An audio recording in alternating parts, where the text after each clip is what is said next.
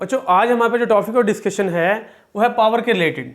Power असल में क्या होती है बच्चों, इससे पहले हम समझते हैं कि वर्क असल में क्या चीज़ है। वर्क हमारे पास बच्चों सिर्फ एनर्जी है, यानी कि एनर्जी की ही फॉर्म है। जैसे मैंने आपको वर्क एनर्जी प्रिंसिपल में बताया था कि जब हम अपवर्ड मूव करते हैं तो हमारा जो किया गया काम है वो किसके बराबर होता है, चेंज इन पोटेंशियल एनर्जी। और अगर हम अलोंग द अर्थ मूव करते हैं यानी हॉरिजॉन्टल मूव करते हैं, हमारा अगर कोई काम होगा तो उसकी काइनेटिक एनर्जी चेंज करेगा, तो हमारा किया काम उसकी काइनेटिक एनर्जी भी चेंज कर सकता है, उसकी पोटेंशियल भी चेंज कर सकता है, उसकी बोथ फॉर्म चेंज कर सकते हैं, यानी आपस काइनेटिक को भी चेंज कर सकता है और पोटेंशियल को भी। तो हमारा किया काम जो है वो टोटल एनर्जी भी बॉडी की चेंज करवा सकते हैं। तो ये हमने कुछ चीज़ें स्टडी की थी। आज हमारे पास है पावर। जैसे हम इससे पहले देखते हैं वेलोसिटी क्या होती है। वेलोसिटी होती है delta d over delta t, यानी rate of change of displacement with respect to time is known as velocity. इस तरह वेलोसिटी में चेंज जो है वो एक्सेलरेशन, तो एक्सेलरेशन में चेंज हमारे पास क्या होता है बच्चों, जर्क हो। तो इस तरह कुछ क्वांटिटीज हैं जो किसी में change with respect to time देखी जाती है, उनके लिए वर्ड रेट और विद रिस्पेक्ट टू टाइम लगा। कुछ ऑथर ये कहते हैं कि आप रेट भी लिखते हैं तो इसका मतलब ये है कि विद रिस्पेक्ट टू टाइम आ रही है। तो पहले इसकी डेफिनेशन लिख लेते हैं। The rate of doing work, rate of doing work, ये हमारे पास क्या चीज कहलाएगी, पावर कहलाएगी। मसलन कि हम कितना काम कर रहे हैं किसके रिस्पेक्ट टाइम, या आप ये भी कह सकते हैं rate of change of work with respect to time, या आप कितना काम कितने टाइम में करते हैं, हमारे पास क्या कहलाती है, पावर। बच्चों जो पावर देखा जाएगा, पावर एक एवरेज होती है और एक इंस्टेंटेनियस होती है। पहले एवरेज को देख लें। मसलन अगर मैं कहूँ मेरा काम जो है वो 10 जॉल का हुआ है और 5 सेकंड में हुआ है, बच्चों क्या पता मैं चौथे सेकंड पे जाके थोड़ा सा ज़्यादा काम किया हो, पहले सेकंड में कम किया हो। यानी मेरा ये तो नहीं कि पूरे के पूरे 5 सेकंड में मैंने इतना ऐसा एवरेज काम इतना किया होगा, एवरेज पावर इतनी ज़्यादा होगी कि नहीं बच्चों, क्या पता पहले सेकंड में मैं वैसे बैठा रहा हूँ, दूसरे सेकंड मैंने काम करना स्टार्ट किया हो। तो फिर यहाँ पे आपको ये नहीं बताया जाएगा कि इस सेकंड पे कितनी, आप कहेंगे अच्छा सर काम 10 का हुआ है, सेकंड 5 लगे हैं, आप कहेंगे सर जितना काम हुआ है जितने टाइम हुआ है दोनों को डिवाइड कर देंगे तो हमें पावर मिल जाएगी। तो पावर हमारे पास आती है डेल्टा डब्ल्यू ओवर डेल्टा। जब आप टोटल को चेंज वर्क को टोटल टाइम से डिवाइड कर दें तो जो आपको चीज़ हासिल होती है उसे हम असल में क्या कहते हैं, एवरेज कहते हैं। और ये एवरेज कौन सी चीज़ होगी, पावर, क्योंकि वर्क ओवर टाइम पावर आ जाता है। अगर यहाँ पे डी ओवर टी होता वेलोसिटी आ जाती, वी ओवर टी होता है एक्सेलरेशन आ जाता। तो ये हमारे पास कौन सी चीज़ आती है, हमारे पास आती है पावर। कौन सी पावर आती है, एवरेज। अब इसका बच्चों यूनिट देख लेते हैं पहले। यूनिट पावर का जो यूनिट होता है ये वाट होता है। इसको या तो आप डब्ल्यू से डिनोट कर दें या आप इसको ऐसे लिख दें W small A double D. तो ये वाट अगर पूरा लिखना है तो स्मॉल लिखना है, अगर आपने अकेला वर्ड लिखना है क्योंकि साइंटिस्ट का नेम है तो कैपिटल में आएगा। अब जो वाट है वो किसके बराबर होता है बच्चों, 1 वाट जो है वाट बराबर होगा जॉल पर सेकेंड। मसलन अगर कोई बॉडी 1 जॉल का काम कर रही है कितने सेकंड में बच्चों, 1 सेकंड में, तो कितनी पावर होगी उसकी, 1 वाट की। तो हम कह देते हैं कि पावर किसी भी बॉडी की 1 वाट होगी जब वो कितने का काम करे, 1 जॉल का कितने सेकंड में करे बच्चों, 1 सेकंड में करे। तो ये हमारे पास आ जाती है 1 वाट आ जाती है। ऐसे भी कह सकते हैं 1 वाट पावर होगी अगर बॉडी 2 जॉल का वर्क करे 2 सेकंड में, तब भी बच्चों 2/2 आंसर क्या आ जाएगा, 1। तो इस तरह हम कोई भी डेफिनेशन इसकी बना सकते हैं। तो हमारे पास वाट जो होता है वो जॉल पर सेकंड के बराबर होते हैं। अब बच्चों इसके बाद क्वांटिटी देख लेते हैं कि आज ये हमारे पास जो क्वांटिटी है क्या ये स्केलर है या वेक्टर है, यानी इसकी नेचर क्या है। तो बच्चों ये क्वांटिटी वर्क भी स्केलर है, टाइम भी स्केलर है, तो पावर हमारे पास जो है वो एक स्केलर क्वांटिटी आएगी। ये आपने याद रखना है कि हमारे पास स्केलर क्वांटिटी होती है। अब देखते हैं कि पावर हमारे पास एवरेज पावर निकालनी तो total work over total time. अब हम देखते हैं कि इंस्टेंटेनियस यानी लम्हाती। बच्चों मैंने आपको बताया था जब आपने एक खास लम्हा निकालना, मसलन ये यहाँ से बॉडी चली है यहाँ तक 5 सेकंड लेती है, आपने देखना चाहिए सर हमने यहाँ तक आना है, यानी आपने एक खास पॉइंट की तरफ आना है, यानी वहाँ तक आते आते 5 सेकंड लगते हैं। तो बच्चों मैंने कहा इसको इधर से कम 1, तो टोटल कितने सेकंड रह जाएगी इसके अंदर, 3 सेकंड। अब 1 सेकंड इधर से कम 1 सेकंड इधर से कम, तो अंदर क्या रह जाएगा 1 सेकंड। अब यहाँ पे 0.1 इधर से कम तो ये 0.8। तो जितना आप इनको पॉइंट को करीब लेके आ रहे हैं तो उतना आप एक खास पॉइंट की तरफ जा रहे हैं। ठीक है बच्चों, तो ये चीज मैंने बताई थी कि जब आपने एक पॉइंट की तरफ आना है तो आपको 2 जो है पॉइंट का इंटरवल शॉर्ट करना पड़ेगा।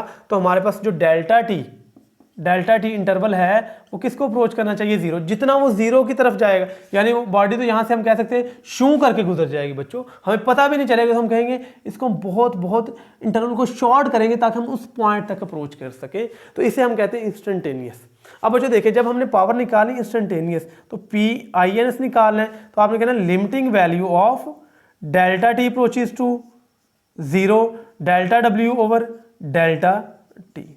तो ये हमारे पास होती है इंस्टेंटेनियस पावर। तो हम ये भी कह सकते हैं limiting value of delta D over limiting value of delta W over delta T as delta T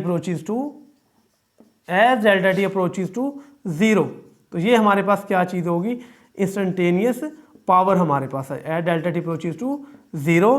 तो हमारे पास ये जो पावर बनेगी बच्चों इसे कहते हैं इंस्टेंटेनियस पावर। यूनिट इसका भी वही होता है, क्वांटिटी बच्चों ये भी वही होती है। इसमें आप ये ना समझें कि शायद ये कोई और चीज़ होगी बच्चों, नहीं, ये भी सेम वही चीज़ होगी, यूनिट वही, हर चीज़, ये सिर्फ एक ख़ास पॉइंट पे आ जाती। अब इसके बाद एक छोटा सा टॉपिक था कंजर्वेशन ऑफ एनर्जी, की एनर्जी हमेशा कंजर्व रहती है। तो ये हम देख लेते हैं इसके टॉपिक में क्या क्या चीज़ें हैं। कंजर्वेशन ऑफ एनर्जी,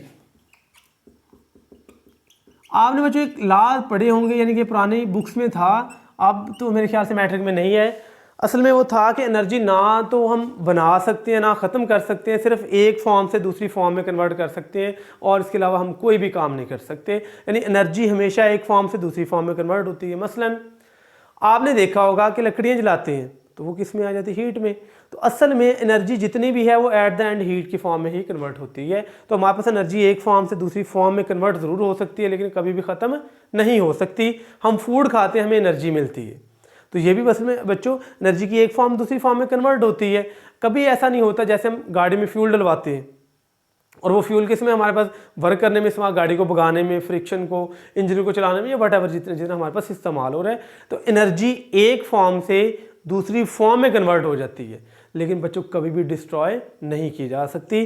तो हमारे पास पहले तो हम पढ़ते हैं, हमारे पास दो फॉर्म होती है एनर्जी की। एक हम जो आम पढ़ते हैं वो है काइनेटिक एनर्जी और दूसरी बच्चों है पोटेंशियल एनर्जी। ये दोनों बच्चों एक ही क्वांटिटी की, यानी कि हमारे पास सेम क्वांटिटी है, जिससे निकली कौन सी एनर्जी है वो असल में वो है मैकेनिकल एनर्जी। मैकेनिकल एनर्जी की दो टाइप्स है हमारे पास, एक हमारे पास है पोटेंशियल एनर्जी, एक क्या है काइनेटिक एनर्जी। तो ये हमारे पास आ जाएगी काइनेटिक एनर्जी और ये क्या आ जाएगी पोटेंशियल एनर्जी।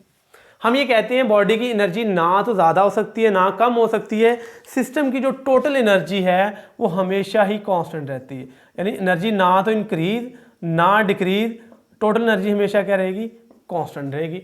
अब टोटल एनर्जी जो होती है बच्चों दो चीज़ों का सम होती है, वो होती है potential energy plus kinetic energy. यानी कि जितनी काइनेटिक है प्लस जितनी पोटेंशियल है, इस टोटल को हमने किसका नाम देना है, दोनों का सम का, टोटल एनर्जी का। और टोटल एनर्जी हमेशा क्या रहती है, कांस्टेंट।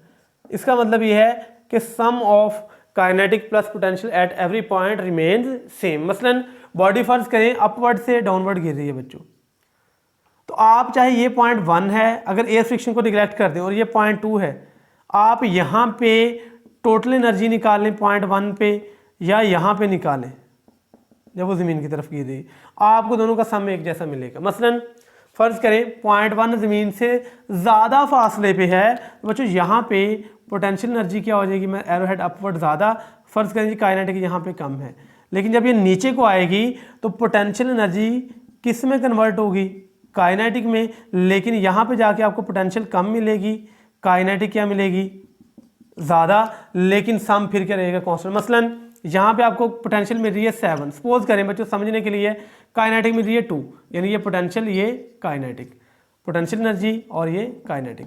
जब आप नीचे आएंगे ये फ़र्ज़ करें 7 हो जाएगी काइनेटिक एनर्जी, लेकिन पोटेंशियल कितनी हो जाएगी, कम होकर 2। आप इधर सम करें 9, इधर सम करें 9, तो एनर्जी कभी भी डिस्ट्रॉय नहीं होती, वो सिर्फ एक फॉर्म से दूसरी फॉर्म में कन्वर्ट होती है। एग्जांपल भी दिए बुक में कि जब बॉडी अपवर्ड से डाउनवर्ड आती है तो पोटेंशियल एनर्जी किस में कन्वर्ट हो जाती है, काइनेटिक में, और जब डाउनवर्ड से अपवर्ड जाएगी तो काइनेटिक किस में कन्वर्ट हो जाती है, पोटेंशियल में।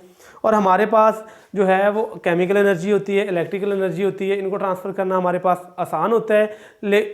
और इसके बाद जितनी भी एनर्जीज हैं बच्चों, एट द एंड वो किस में कन्वर्ट होंगी आपके पास, वो सारी की सारी हीट में कन्वर्ट हो जाएंगी। तो हम ये कहते हैं कि सब एनर्जियों की किस्मत आखिर में क्या है, हीट में कन्वर्ट हो जाना है। तो ये बच्चों हमारे पास टॉपिक था कि एनर्जी ना तो हम बना सकते हैं ना ख़त्म कर सकते हैं, सिर्फ एक फॉर्म से दूसरी फॉर्म में कन्वर्ट कर सकते हैं। बच्चों अगर इसमें से कोई पॉइंट क्लियर नहीं हुआ तो आप कमेंट कर सकते हैं, आपको उसका आंसर प्रोवाइड कर दिया जाएगा।